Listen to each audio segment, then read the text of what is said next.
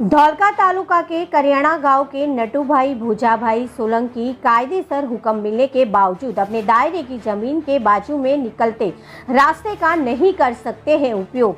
धौलका तालुका के करियाना गांव के नटूभाई भोजाभाई सोलंकी उनके दायरे में आती जमीन पे विष्णुभाई डायाभाई और नटूभाई खोड़ाभाई प्रजापति के द्वारा गैरकायदेसर दबाण किया गया है। आज से 3 साल पहले उनको उनकी जमीन और रास्ते पर उनका कब्जा मिल गया है, ऐसा हुक्म भी दिया गया है। फिर भी उपरोक्त नाम के व्यक्तियों के द्वारा दबाव दूर किया नहीं जा रहा है। ऐसे में दबावकर्ताओं के खिलाफ उनकी रजूआत और आवेदनों को दिया गया है, उसके बावजूद भी उनकी समस्या का कोई निवारण आज दिन तक नहीं हुआ है।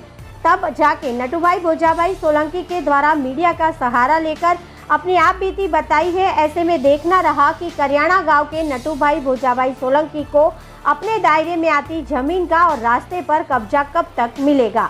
इंडियन टीवी न्यूज़ अहमदाबाद, जिला ब्यूरो चीफ गणेश रावत। नमस्कार मित्रों, इंडियन टीवी न्यूज में आपનું સ્વાગત છે। આજે અમે ધોળકા તાલુકાના કરિયાણા ગામે આવ્યા છે। અહીં જે નટુભાઈ સોલંકી છે એમની જમીન છે, એમને બાજુમાં જે રાસ્તો એ જાવે છે એને બાબતે એમને બહુ ફરિયાદ કરી છે। મામલતદાર બધાને ફરિયાદ કરી છે, એમનો કોઈ નિકાલ આવ્યો નહીં। આજે અમે કરિયાણા ગામે પહોંચ્યા છે।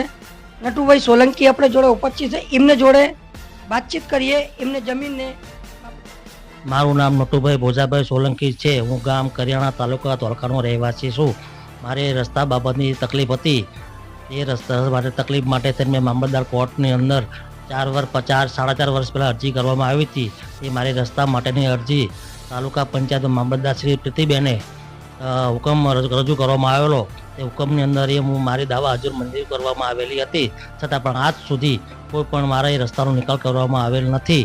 અને વારંવાર અરજી કરવા છતાં, ધક્કા ખાવા છતાં તાલુકામાંથી કોઈ પણ અધિકારી આવી અને મને રસ્તો ખાલી કરી આપવામાં આવતો નથી। તો મારી નમ્ર વિનંતી મીડિયા પાસે મારે એટલા માટે જવું પડ્યું છે, તો મારી રસ્તાની ખાસ જરૂર હોવાથી ખેડૂતો જવામાં તકલીફ પડે છે, એટલા માટે મારે મીડિયા પાસે જવું પડ્યું છે। તો મને તાત્કાલિક રસ્તો ખાલી કરી આપવામાં આવે એવી મારી મહેરબાની છે।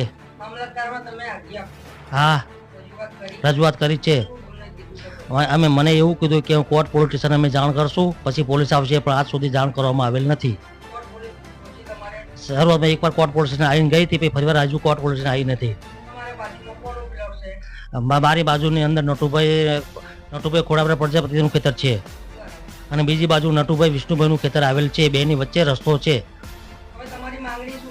મારી બે પક્ષ બંને પક્ષો સરકારી માપણી લાઈન મને રસ્તો ખાલી કરી આપવામાં આવે એવી મારી